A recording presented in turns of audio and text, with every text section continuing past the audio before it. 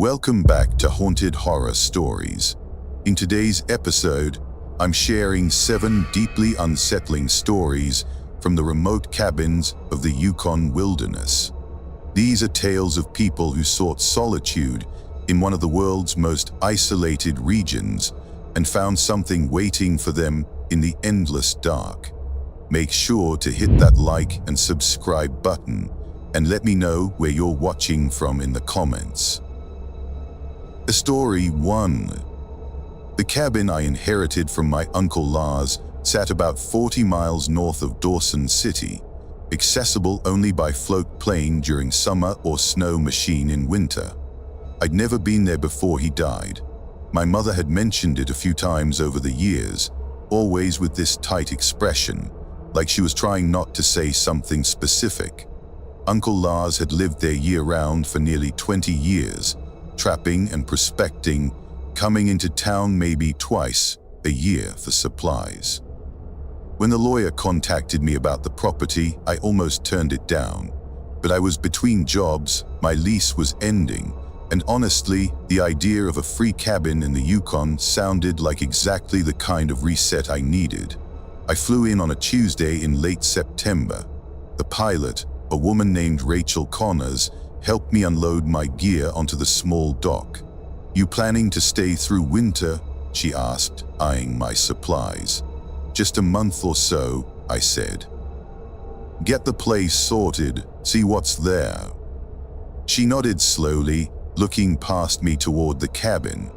It was set back about 100 yards from the lake, dark logs with a green metal roof, surrounded by dense spruce forest that seemed to press in from all sides. Your uncle was particular about his privacy, didn't like visitors much. "Yeah, I got that impression." "You got a satellite phone?" I patted my jacket pocket. She gave me one more long look, then climbed back into her plane. I watched her take off, the sound of the engine fading until there was nothing but wind moving through the trees and the gentle lap of water against the dock. The cabin was cleaner than I expected. Uncle Lars had left it organized, almost methodical. Firewood stacked precisely by the stove, canned goods arranged by type in the small pantry, tools hanging on labeled pegs. But there was something else I noticed right away. Every window had heavy shutters on the inside, the kind you could bar shut. And they weren't just functional, they were reinforced, with thick metal brackets and what looked like fresh wood patches where something had, I couldn't quite tell, scratched, dented. I found the journal on the 3rd day tucked between the mattress and the bed frame. I wasn't snooping exactly. The bed was uncomfortable, and I was checking if there was any way to fix it. The journal was just a regular composition notebook, the kind you'd buy at any drugstore. The first entries were mundane, weather observations, trap locations, notes about the lake ice patterns. Then, about 6 months before he died, the tone changed. It was at the north window again last night. I kept the shutters closed, waited until I couldn't hear it anymore. A few pages later, found 3 of my traps snapped and arranged in a line pointing back toward the cabin. Nothing taken from them, just snapped and moved. I told myself it was probably a bear. Or maybe Uncle Lars had gotten a bit eccentric living alone for so long. People's minds did strange things in isolation. But that first week, I kept the shutters closed at night anyway. Something about the darkness outside felt too complete, too heavy. The scratching started on my 9th night there. I'd just gotten into bed, was maybe halfway to sleep when I heard it. Not loud, but deliberate. Rhythmic. 4 scratches, pause, 4 scratches, pause. Coming from the north wall, the same wall Uncle Lars had written about. I lay there listening to it for maybe 10 minutes. My heart was beating hard enough that I could feel it in my throat. The scratching stopped eventually, and I didn't hear anything else the rest of the night. The next morning, I walked around the outside of the cabin. The north wall backed up close to the tree line, maybe 15 feet of clearing. I couldn't find any marks on the logs, no scratches or damage. But there were depressions in the moss and pine needles, like something had been standing there. Not footprints exactly, just compressed areas roughly where someone would stand if they were facing the wall. I should have left then, called Rachel, asked her to come get me early.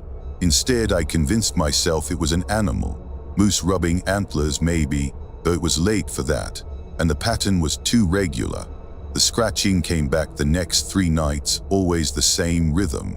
4 and 4 and 4. I stopped sleeping well, started keeping a flashlight and my uncle's rifle next to the bed, though I wasn't sure what I thought I'd do with them. On the 13th night, the pattern changed. The scratching moved. It started at the north wall, then shifted to the west wall, then the south wall. It was circling the cabin. I got up, lit the oil lamp, and sat at the table with the rifle across my lap. The scratching continued, steady and methodical, moving from wall to wall. When it reached the east wall, the one with the door, it stopped. I waited in the lamplight, watching the door, watching the barred shutters. My mouth had gone completely dry. I could hear my own breathing, too fast, too shallow. Then I heard something else, a voice, low and unclear, like someone speaking from far away or through water. I couldn't make out words, but the rhythm of it, it sounded like my name, like someone was calling me. David, I heard. Then again, clearer, David. It was my mother's voice. My mother had been dead for 6 years. I sat there at that table until dawn started showing through the cracks in the shutters. The voice had continued for maybe 20 minutes, sometimes close, sometimes distant, always the same few words. David, open the door, David, it's cold. When there was enough light, I threw my essential gear into my pack and started hiking. I didn't know exactly where I was going, just away. The satellite phone didn't work in the dense forest, but I knew if I kept the lake on my right, I'd eventually hit the creek that fed into it, and that creek ran roughly southwest toward a mining road, maybe 15 miles away. I hiked for 6 hours before I found a clearing high enough to get a signal. Rachel came for me the next day, landing on a straight stretch of the creek in her float plane. I didn't tell her why I was leaving early, just said it wasn't for me, the isolation. She didn't ask questions. I had the property sold within 3 months, never went back. The journal is still there as far as I know, along with most of my uncle's things. But before I left, while I was packing that morning, I looked one more time at the north wall from the inside. There was something I'd missed before in the dim lamplight. Scratched into the wood, very faint, almost invisible unless you were looking for it. Tally marks. Hundreds of them, grouped in 4s, covering nearly 3 feet of the wall behind where a shelf had been hanging. I don't know what my uncle was counting. I don't want to know. Story 2. My best friend Tobias and I decided to rent a cabin for a week in February. Not the smartest plan, maybe, but we'd both been working ourselves to exhaustion in Vancouver, and the idea of complete isolation sounded perfect. The place we found was about 60 miles northeast of Whitehorse, accessible by a rough winter road that was really more like a suggestion of where a road used to be. The rental listing had been sparse on details, but showed a sturdy-looking log cabin with solar panels and a wood stove. Authentic Yukon wilderness experience, the description promised. True solitude. We got that part right, at least. The drive took us most of a day, chains on the tires, fighting through snow that hadn't been plowed in weeks. When we finally reached the cabin, it was late afternoon, the sun already dropping toward the horizon in that abrupt winter way. The place looked solid enough. One main room with the kitchen and living area, a loft bedroom, and an outhouse about 30 feet from the back door. The solar panels were half buried in snow on the roof, but there was a generator in a small shed and plenty of firewood stacked under a tarp. "This is perfect," Tobias said, hauling gear inside. "No cell service, no internet, no distractions, just us and nature." I wish he hadn't said that. The first 2 days were exactly what we'd hoped for. We snowshoed through the surrounding forest, cooked elaborate meals on the wood stove, played cards by lamplight. The silence was profound in a way I'd never experienced. Not peaceful exactly, more like the world was holding its breath. But I liked it, or I thought I did. On the third night, Tobias woke me up around 2 a.m. "Hey," he whispered, "you hear that?" I'd been deeply asleep and took a minute to orient myself. We were both in the loft, our sleeping bags laid out on thin foam pads. "Hear what?" "Listen." I listened. At first nothing, then I caught it. A low creaking sound, rhythmic, almost musical, like weight shifting on wood, coming from below us. "It's the cabin settling," I said. "Temperature changes, the wood contracts." "No," Tobias cut me off. "Listen to the rhythm, that's not settling." He was right. The creaking had a pattern, 3 long creaks, 2 short, 3 long, over and over. We lay there listening to it for maybe 20 minutes. It never changed, never stopped. Finally, Tobias climbed down the loft ladder with his flashlight. I followed, more because I didn't want to be alone up there than because I was brave. The main room was empty, exactly as we'd left it. The creaking was louder down there, but we couldn't pinpoint where it was coming from. It seemed to surround us, emanating from the walls themselves. "Maybe it's the roof beams," I suggested. "The weight of the snow." The creaking stopped, just cut off mid-pattern, like someone had flipped a switch. The silence that followed was worse somehow. We stood there in the flashlight beam, neither of us moving. After a long minute, Tobias laughed, but it sounded forced. "Okay, that was weird." We went back to bed, but I didn't sleep. I lay there watching the darkness, listening for the creaking to start again. It didn't, but I had this growing feeling that something was listening with me, waiting to see what we'd do next. The next day, we explored a bit further from the cabin. There was an old trapper's trail that led east through the forest, marked by the occasional blaze on a tree. We'd been following it for maybe an hour when Tobias stopped suddenly. "What the hell?" Ahead of us, hanging between 2 spruce trees, was a construction of thin branches woven together in an intricate pattern, more of a sculpture than anything functional. Hanging from it were small objects, stones, bits of fur, what might have been bird skulls. They moved slightly in the wind, clicking against each other.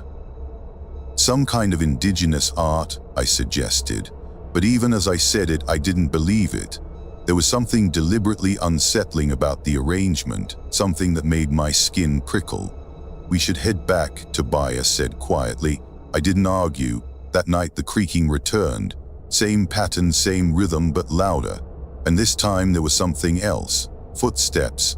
Slow, heavy footsteps circling the cabin. We could hear them crunching in the snow outside, steady and measured.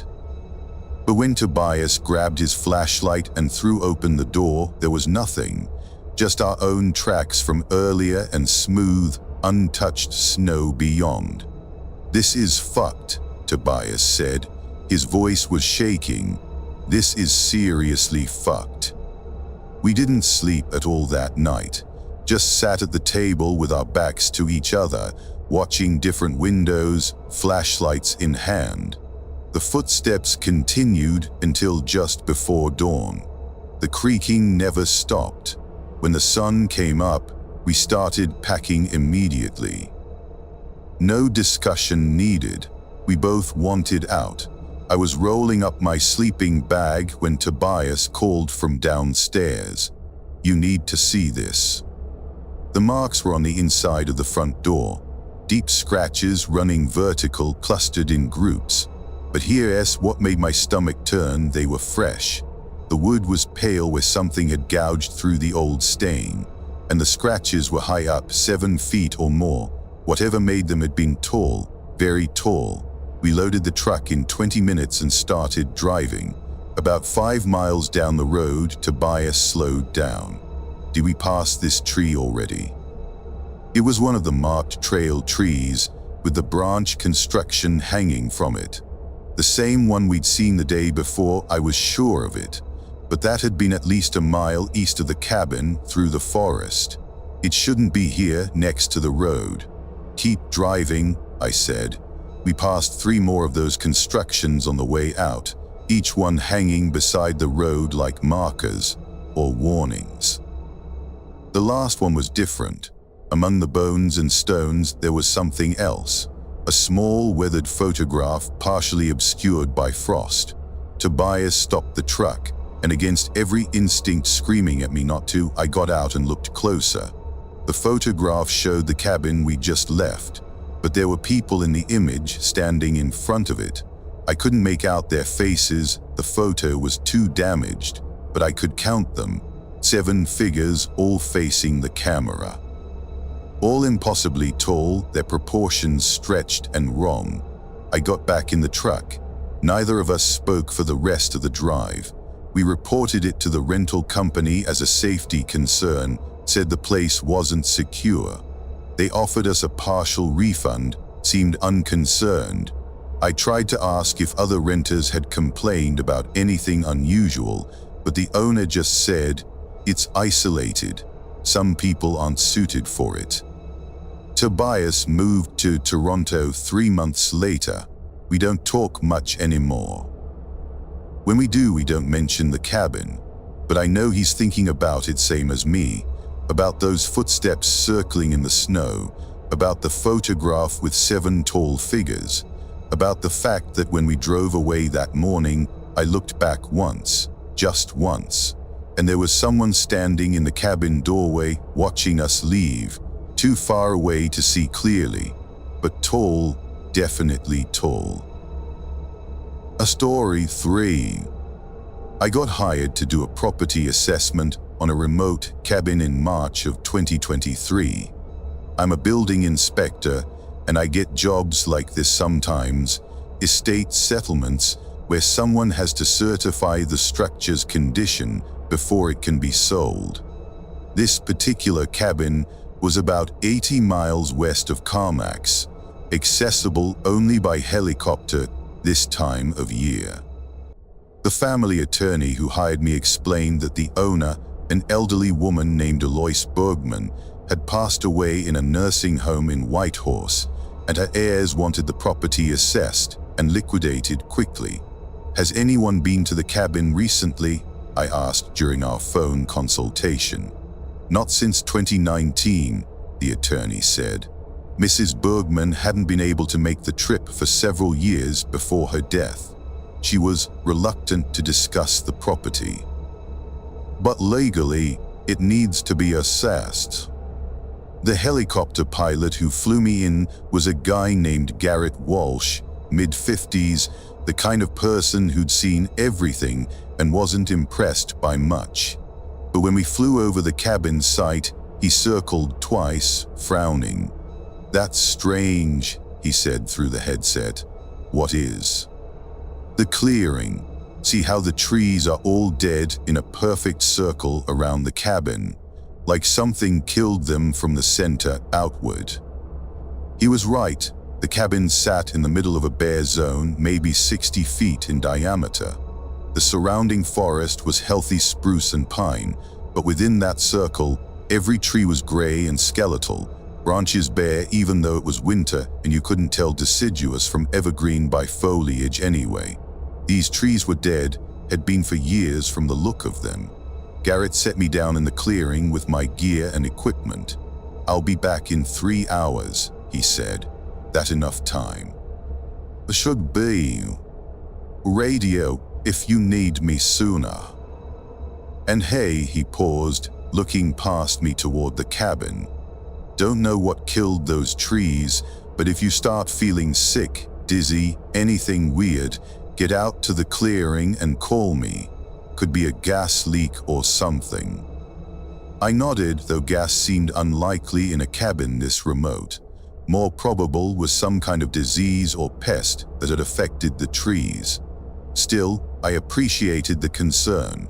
The cabin itself was larger than I'd expected, built in two sections like it had been expanded at some point. The main structure looked original, maybe 1970s, solid log construction. The addition was newer, built onto the back, connected by a short enclosed hallway. Both sections had seen better days. The roof was compromised in several places, windows were cracked, and animals had clearly gotten inside over the years. I started with the main cabin, documenting everything with photos and notes. Structural integrity, compromised. Foundation, settling badly on the north corner. Roof, multiple breaches. Water damage throughout. The interior was cluttered with the detritus of decades, furniture covered in rodent droppings, books swollen with moisture, old photographs scattered across a desk. I picked up one of the photos, curious. It showed a younger Eloise, maybe in her 40s, standing in front of the cabin with a man I assumed was her husband, both smiling. The cabin behind them looked well maintained, the trees in the background healthy and green. I moved into the addition. This section was darker, the windows smaller. It had been set up as a bedroom with a wood stove in the corner and a bed frame against the far wall. The mattress was long gone, probably dragged off by animals, but there was something else that caught my attention. The walls were covered in writing, not graffiti. This was careful, methodical, written in what looked like marker or pen, dates and short phrases. March 15, 1993, it was at the window for 3 hours. March 22, 1993, found marks on the door again. The same pattern. April 2, 1993, I can't keep doing this. The dates continued through the spring and summer of 1993, then picked up again in 1995, then 1997. The last entry was dated August 2019. I'm not coming back. Let it have the place. I felt a chill that had nothing to do with the temperature. I stepped back from the wall, trying to process what I was reading. Let what have the place. That's when I noticed the closet, small door in the corner, partially hidden by the angle of the room. It was barred shut from the outside, a thick piece of wood wedged through metal brackets. I stared at it for a long moment. This was a closet. Why would you bar a closet from the outside? You bar doors to keep things from getting in. But this would keep something from getting out. I should have left it alone. Photographed it, noted it in my report, and moved on. Instead, I pulled the bar free and opened the door. The closet was empty, just bare wood walls and floor, maybe 4 feet deep. But the walls inside were covered in scratches, deep gouges in the wood, clustered so thick they'd worn grooves into the planks, and there was a smell, faint but distinct, something organic and rotten, like meat left too long in the heat. I backed away and closed the door, but I didn't replace the bar. My hands were shaking. I told myself it was just an animal that had gotten trapped in there somehow, but animals don't scratch in patterns. And these marks had patterns, repetitive lines that formed almost geometric shapes. I finished my assessment quickly, working through the main cabin with probably less thoroughness than I should have. I kept glancing back toward the addition, half expecting to see that closet door swing open. It didn't, but the feeling of being watched was overwhelming now, pressing on me from all sides. I was in the main room, photographing the damaged ceiling, when I heard it, a shuffling sound from the addition. Slow and deliberate, like something dragging across the floor. I froze, camera in hand, every muscle locked. The sound continued, shuffle, pause, moving through the bedroom toward the connecting hallway. I ran, just bolted straight out the front door without thinking, without grabbing my equipment, without anything except the radio clipped to my belt. I made it maybe 30 feet into the clearing before I forced myself to stop and turn around. The cabin door was open, swinging slightly in the breeze. I'd left it open when I ran, but standing in the doorway, partially obscured by shadow, was a figure. Tall, too tall for the doorframe, its head bent at an angle to fit. Pale like it hadn't seen sun in decades. I couldn't make out details, couldn't see a face. Just the outline of something that shouldn't be shaped quite that way, shouldn't stand quite that still. I grabbed the radio. "Garrett, I need pickup now, right now." "Copy, what's wrong?" "Just get here." "Oh, please." The figure didn't move, just stood there in the doorway watching me, or I felt like it was watching. The minutes waiting for Garrett were the longest of my life. I stood in that dead clearing, surrounded by skeletal trees, watching that thing in the doorway that never moved, never made a sound. When I finally heard the helicopter approaching, the figure stepped back into the shadows of the cabin, just melted into the darkness like it had never been there. By the time Garrett landed, the doorway was empty. "You okay?" he asked as I climbed in, ashen-faced and shaking. "We need to leave. Now." He didn't argue, saw something in my face that convinced him. As we lifted off, I looked down at the cabin one last time. The door was closed now. I know I'd left it open, and in the dead clearing around the cabin, I could see something I hadn't noticed from the ground. The fallen trees weren't random. They formed a pattern, radiating out from the cabin in lines, like something had literally drawn the life out of them, feeding from the center. I filed my report as structurally unsound, recommend demolition. I didn't mention the writing on the walls or the barred closet or what I saw in the doorway. The attorney accepted the report, and as far as I know, the property is still sitting there, unsold. I don't do remote assessments anymore. Only properties I can drive to with cell service and people nearby. But sometimes I think about Alois, living in that cabin through those years, documenting whatever was visiting her.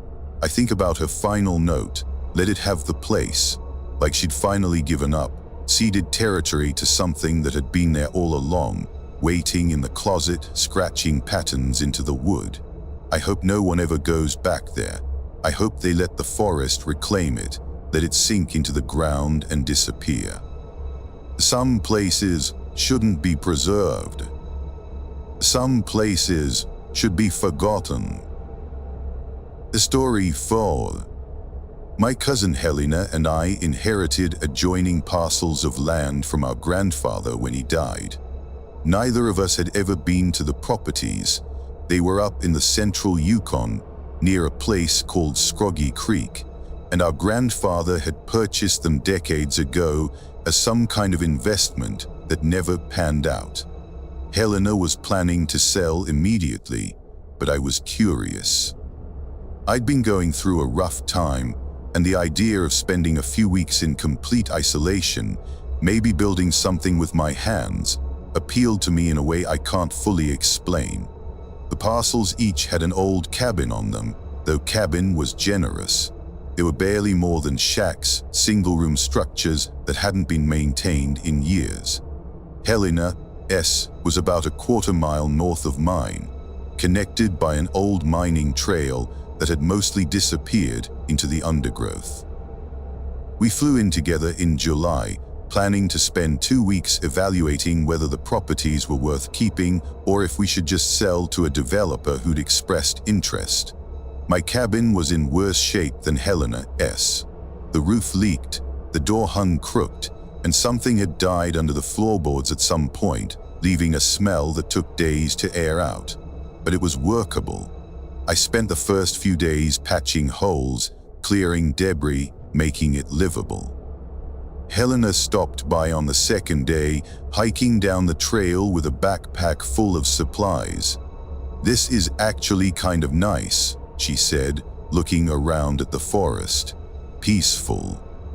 "It is," I agreed, and I meant it. The isolation felt cleansing, like I was finally far enough from everything that had been weighing on me. "I'm going to head back before it gets dark," she said. "Let's check in every morning, yeah. Just to make sure we're both okay." We had walkie-talkies with decent range, and we'd agreed to call each morning around 8. Safety protocol for being this remote. That night, I slept better than I had in months, despite the hard floor and the strange sounds of the forest around me. The next morning, I radioed Helena at 8 as planned. No answer. I tried again at 8:15, then 8:30. By 9, I was hiking up the trail to her cabin, telling myself she'd probably just slept in or her radio was malfunctioning. But there was a tight feeling in my chest that I couldn't rationalize away. The cabin looked fine from the outside. Door closed, no signs of disturbance. I knocked, called her name, no response. I opened the door, it wasn't locked, and stepped inside. Helena's gear was all there, her sleeping bag, her pack, her supplies, but Helena was gone. The cabin was small enough that there was nowhere to hide, nowhere she could be, just gone. I searched the area around her cabin for over an hour, calling her name, looking for tracks. Nothing. The ground was soft enough that footprints should have been visible, but they were only mine from the hike up and Helena's from when she'd visited me the day before. No sign she'd left her cabin after that. I hiked back to my cabin, grabbed my satellite phone, and called for help. The operator said they'd dispatch someone, but it would be at least 24 hours before anyone could reach us. "Is there any chance she just went for a walk?" the operator asked. "Her boots are still here," I said. "All her gear is here." After I hung up, I sat on my cabin steps, trying to think rationally. Maybe she'd had some kind of medical emergency and wandered off disoriented. Maybe she'd encountered an animal and run, but none of it made sense, and that feeling in my chest had turned into full-blown dread. I decided to stay at Helena's cabin that night in case she came back. I brought my sleeping bag up there, barricaded myself inside, and tried to rest. I didn't sleep. I lay there listening to the forest, jumping at every sound. Around midnight, the walkie-talkie crackled to life. "Marcus?" Helena's voice, faint and distorted. "Marcus, can you hear me?" I grabbed the radio. "Helena, where are you? Are you okay?" Static, then her voice again, clearer. "Marcus, I'm at your cabin. Where are you?" "I'm at your cabin, looking for you. Stay there, I'm coming." "Marcus," her voice was strange now, flat. "Why are you at my cabin?" "Because you disappeared. I've been looking for you. Just stay at my cabin, I'll be there in 20 minutes. "I'm not at your cabin, Marcus." The transmission cut off. I stared at the radio, my mind struggling to process what I'd just heard. I'd heard her voice. She said she was at my cabin, then said she was. Nothing about this made sense. I grabbed my flashlight and started down the trail, moving as fast as I dared in the dark. The forest felt different at night, the trees pressing closer, the shadows deeper. It took me nearly 30 minutes to reach my cabin, and when I did, it was empty, dark and empty, exactly as I'd left it. "Helena," I shouted into the darkness. "Helena, where are you?" The walkie-talkie crackled. "I'm here, Marcus, I can see you." I spun in a circle, flashlight beam cutting through the darkness. Nothing, no one.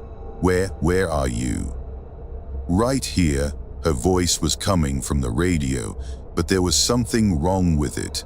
The inflection was off, like someone imitating speech, without understanding the emotion behind it. That's not funny, Helena, if you're out there. Come find me, Marcus. I'm in the trees. I'm waiting. I turned off the radio. My hands were shaking so badly I nearly dropped it. That was Helena. I don't know what it was, but it was Helena.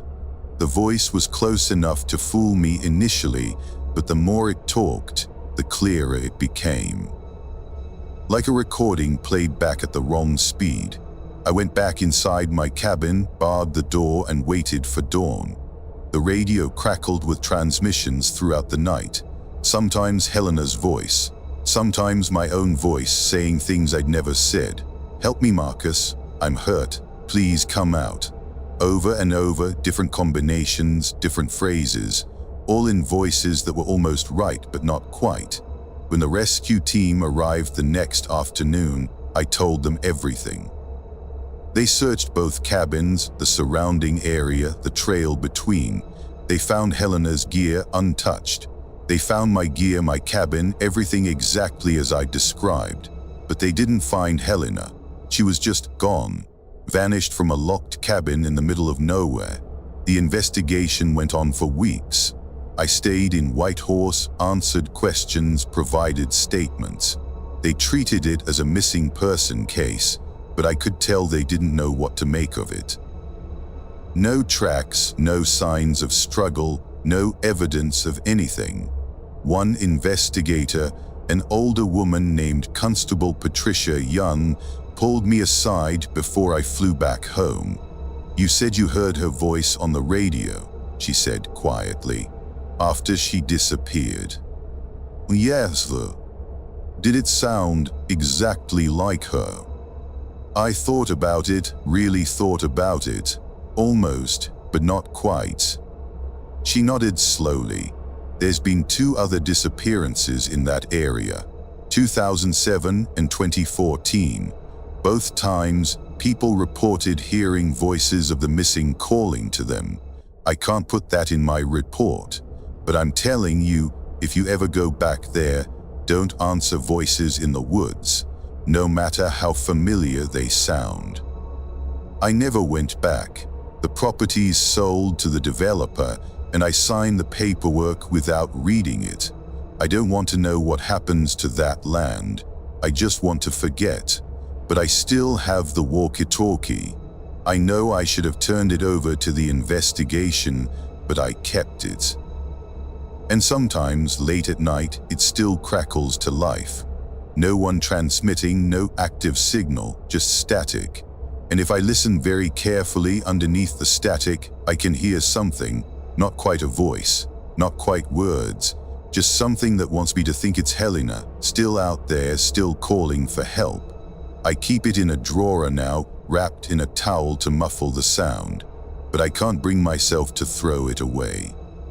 It's the last piece of her I have, even if what's speaking through it isn't her at all.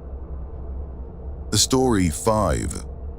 I'd been working as a wildlife biologist for Parks Canada for about 3 years when I got assigned to a lynx population study near the Bonnet Plume River.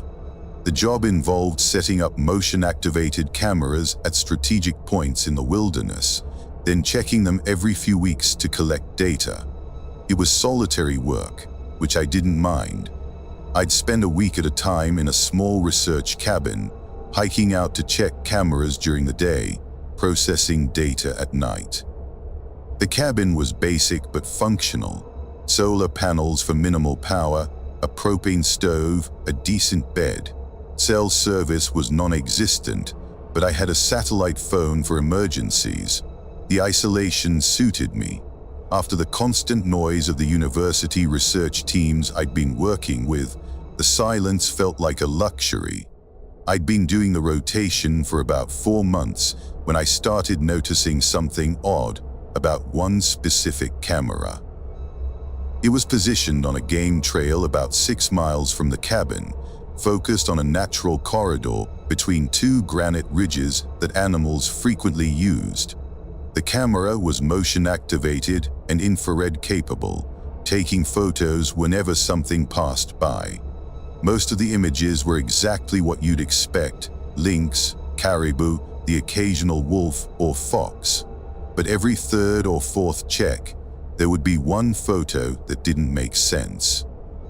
It would be triggered at night, the infrared turning everything into shades of gray and white. And in the image would be something tall and pale, always at the edge of the frame, always partially obscured by trees or shadows, never clear enough to identify. At first, I thought it was just a quirk of the infrared, maybe a reflection or a technical glitch. But the figure appeared in multiple photos across different weeks, always in roughly the same position relative to the camera, standing back from the trail, like it was watching without crossing. I mentioned it to my supervisor during a satellite phone check-in. Could be a person, she suggested, maybe a trapper or another researcher. Out here, I said, this far from any trail, and why would they stand off in the trees instead of just walking past? Animal then, caribou can look strange on infrared. But I'd seen hundreds of caribou on infrared. This wasn't a caribou. I decided to stake out that camera for a night. It was stupid, probably dangerous, definitely outside my job duties. But I couldn't shake the feeling that something was deliberately positioning itself in range of the camera without triggering a clear image. That suggested an awareness of the camera, an intelligence. I hiked out in the late afternoon, brought enough gear to wait through the night. The location was a natural choke point, surrounded by dense spruce forest on both sides. I set myself up about 50 yards from the camera, concealed in the underbrush with a clear view of the trail. Then I waited. Nothing happened for hours. The sun set, the temperature dropped. I'd brought hand warmers and a good sleeping bag, so the cold was manageable. But the darkness was absolute, the kind of dark you only get in true wilderness, far from any artificial light. I kept my flashlight off, letting my eyes adjust, watching the vague shapes of trees and rocks gradually emerge from the blackness. Around 2 a.m., I heard something moving. Not on the trail, off to the side, in the forest where the figure always appeared in the photos. Slow, deliberate movement. Branches breaking softly, the crunch of deadfall under weight. I stayed absolutely still, barely breathing. The movement came closer, circling around my position. It knew I was there. I was certain of it. Something was out there in the dark, moving through the forest with purpose, and it knew exactly where I was hiding. I very slowly reached for my flashlight. My hand was shaking so badly, I almost dropped it. I thumbed the switch on, and the beam cut through the darkness, illuminating the forest ahead. Nothing, just trees and shadows and the faint gleam of the camera's housing on the trail. I swept the light in a slow arc, covering the area where I'd heard the movement. Still nothing, but the sound had stopped the moment I turned on the light. Complete silence now, not even wind. I kept the light on for maybe 10 minutes, scanning continuously. Nothing moved, nothing made a sound. Finally, I turned it off, and immediately the movement resumed. Closer now, definitely circling. I turned the light back on. Silence. This pattern continued for over an hour. Every time I had the light off, I'd hear movement getting progressively closer. Every time I turned it on, absolute silence. Whatever was out there was intelligent enough to stop when illuminated, patient enough to wait for darkness. By 4 a.m., I'd had enough. I packed my gear as quietly as I could and started hiking back toward the cabin. I kept the flashlight on continuously, sweeping it around me every few steps. The entire 6-mile hike, I heard nothing behind me, but I had the overwhelming sense of being followed just outside the reach of my light, something keeping pace at the edge of visibility. I made it back to the cabin around dawn, exhausted and rattled. I locked the door, something I'd never bothered doing before, and tried to sleep. Every sound jerked me awake: wind, settling wood, my own breathing. When I checked the camera data the next week, there were 17 new images from that night. 16 were normal: a fox, a lynx, various small mammals. The 17th was taken at 3:47 a.m., roughly when I would have been hiking back to the cabin. The image showed the trail empty and normal, but in the background, barely visible among the trees, was the pale figure. And for the first time, it was looking directly at the camera. I couldn't make out features, couldn't see details. Just the suggestion of a face, tilted at an angle, too pale, too long, watching. I removed that camera the next day, told my supervisor it had malfunctioned. She didn't question it. I repositioned it to a different location and never went back to that trail. But here's the thing I didn't tell anyone. When I packed up the original camera, I found something underneath it. Scratched into the bark of the tree where the camera had been mounted, very faint, almost invisible unless you were looking for it, a symbol, a circle with radiating lines like a child's drawing of the sun, and below it more symbols, abstract shapes that might have been letters or might have been nothing. I took a photo of the markings with my phone, then I scraped them off the tree with my knife, shaving away the bark until there was nothing left but pale wood. I don't know why.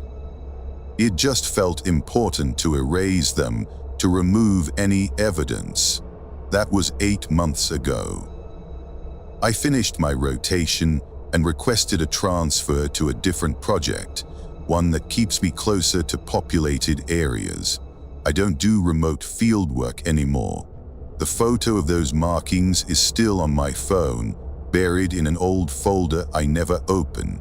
Sometimes I think about showing it to someone, asking if they recognize the symbols, but I never do, because what if someone does recognize them?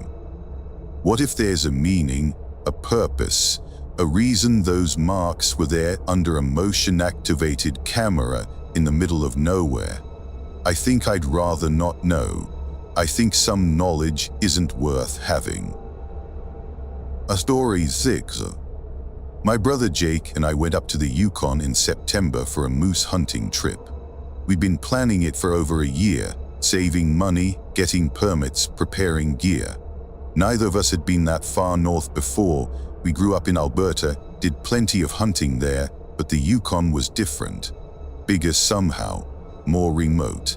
We hired a guide service out of Mayo, and they flew us into a hunting area about 70 miles northwest of town. The outfitter had a small camp set up there, a few tents, a cook shelter, equipment storage. Our guide was a quiet guy in his 60s named Samuel Bittyroot, who'd been hunting in the territory his entire life. He seemed competent, if not particularly warm. "You'll be staying in the cabin," Samuel said, pointing to a structure back from the main camp. "It's more comfortable than the tents, and you'll have some privacy." The cabin was older than the rest of the camp, set back maybe 100 yards into the tree line. It looked like it had been there long before the outfitters started operating in this area. Weathered logs, a sagging roof, tiny windows, but inside it was surprisingly well kept. 2 bunk beds, a wood stove, a table. Someone had made an effort to maintain it. "Who built this?" I asked. Samuel shrugged. "Was here when we started using this area. Trapper's cabin, probably. Lots of them scattered through these woods. Most are falling down, but this one's solid." That first night, Jake and I settled in, got the fire going, went over our plan for the next day. Samuel was going to take us out at dawn to scout for moose. We were both excited, talking late into the night, too wired to sleep. Eventually, around midnight, we turned in. I woke up maybe an hour later to the sound of scratching. Steady, rhythmic scratching coming from the wall next to my bunk. I lay there listening to it, trying to identify the sound. It was too deliberate for an animal, too steady. Like someone dragging a stick across the logs over and over. "Jake," I whispered, "you hear that?" Yeah, his voice was tense. He'd been awake too, listening. The scratching continued for maybe 5 minutes, then stopped. We waited in the darkness, neither of us moving, nothing else happened. After a while, I convinced myself it was just an animal, porcupine maybe, and tried to get back to sleep. The hunting the next day was unsuccessful. We saw tracks, scat, signs of moose in the area, but never got close to an actual animal. Samuel seemed unconcerned. "Sometimes it takes a few days," he said. "Moose move around. We'll find them." That night the scratching returned. Same pattern, same wall. This time I got up and went outside with my flashlight, walked around the cabin checking the exterior. No sign of any animal, no marks on the logs, nothing. Jake was standing in the doorway when I came back around. "Anything?" he asked. "Nothing." We went back inside, and the scratching started again immediately, but now it was on a different wall, the east wall, opposite from where it had been before. Jake and I looked at each other in the dim light from our headlamps. "That's not an animal," Jake said quietly. We sat at the table for the rest of the night, listening to the scratching move from wall to wall, circling the cabin. It never stopped, never changed rhythm. Just steady, patient scratching, like something was tracing the perimeter, mapping the structure. At breakfast, we mentioned it to Samuel. He stopped eating, set down his fork, and looked at us carefully. "The scratching," he said, "it moves around the cabin." "Yeah," I said, "every wall, all night." He nodded slowly, like we'd confirmed something he already knew. "You need to leave the cabin. Stay in one of the tents with the rest of the crew." "What is it?" Jake asked. Samuel didn't answer directly. "There's a reason we use the tents now.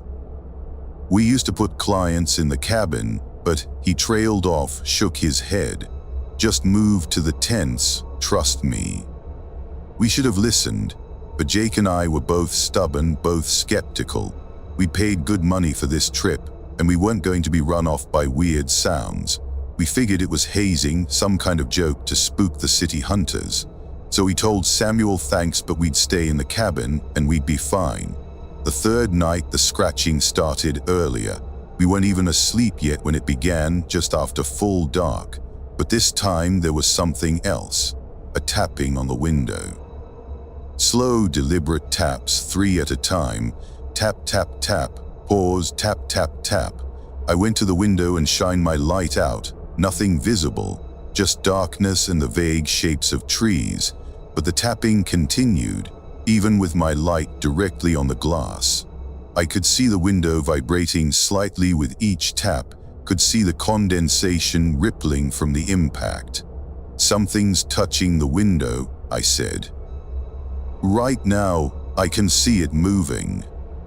Jake came over and we both stared at the glass. The tapping continued and then we saw it, a mark appearing in the condensation.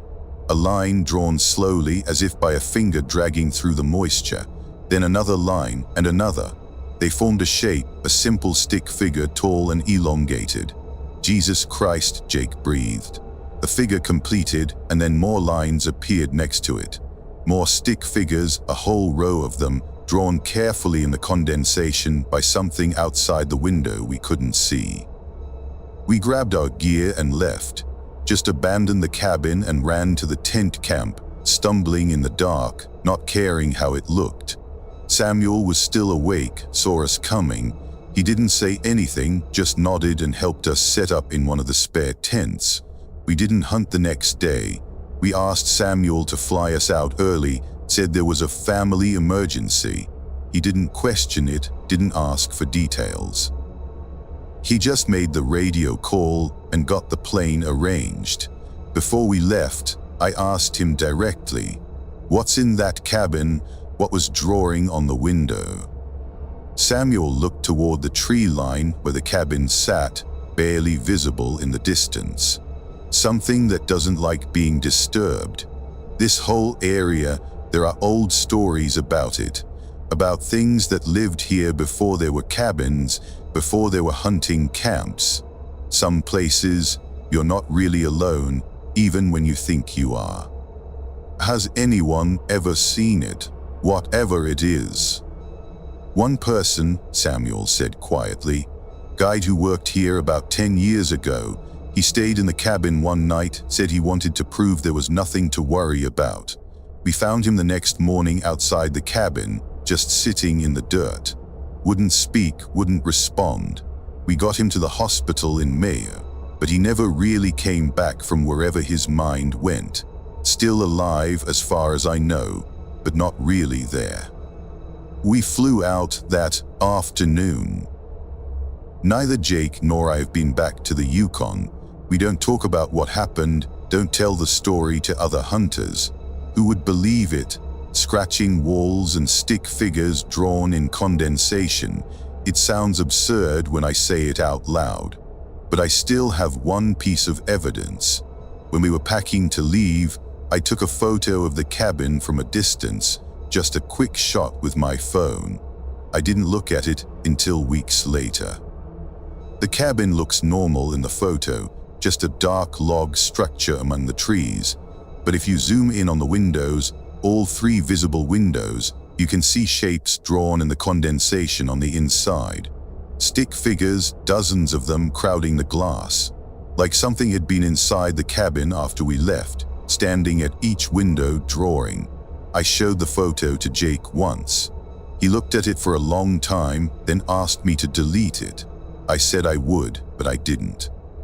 It's still on my phone, buried in an old folder. I look at it sometimes when I can't sleep, zooming in on those windows, counting the figures. There are 27 of them. I've counted multiple times, and it's always the same number.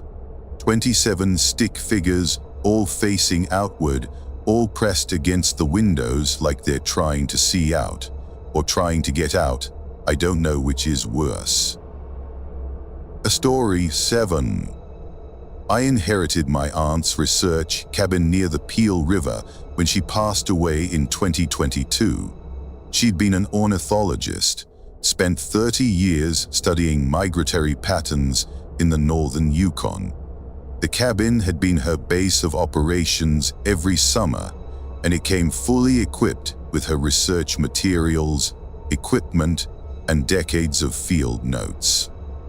I'm a teacher, not a scientist, but I'd always been close to my aunt, and the idea of spending a summer in her cabin, going through her work, felt like a way to honor her memory.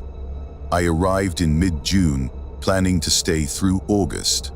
The cabin was exactly as she described it in her letters, small but comfortable, positioned on a slight rise overlooking a wetland area that attracted thousands of birds during migration season. Her observation deck was still intact, and her spotting scopes were carefully stored in waterproof cases. Everything organized, everything deliberate. That was my aunt, meticulous to the point of compulsion. I spent the first week just settling in, reading through her notes, familiarizing myself with the area. Her journals were fascinating, detailed observations of bird behavior, population counts, migration timing. But around the 5th year of her records, the entries started to change. She began documenting something else. June 14, 1997, observed non-avian visitor at the west edge of the wetland. Could not identify species. Behavior suggests observation rather than hunting or foraging. June 22, 1997, visitor returned. Same location. Movement patterns inconsistent with any known wildlife in region. Will attempt to photograph tomorrow. June 23, 1997, camera malfunctioned. Multiple exposure failures despite new batteries and testing earlier that day. Visitor remained at West Edge for approximately 4 hours. The entries continued, growing increasingly detailed and increasingly unsettled. My aunt never directly stated what she was seeing, but the implication was clear. Something was coming to the wetland edge every few days, something she couldn't identify, something her cameras wouldn't capture properly. I flipped through years of journals, and the visitor appeared in entries every season she was there. Sometimes just a brief mention, sometimes full paragraphs describing its behavior, always at the west edge, always during early morning or late evening, always just watching. The last entry about it was dated August 2021, a year before she died. The visitor was closer today. I could see details I hadn't noticed before. I don't think I should write them down. I don't think I should be seeing them at all. I tried to tell myself it was just an animal she couldn't quite identify, maybe a bear with unusual behavior or a particularly bold wolf.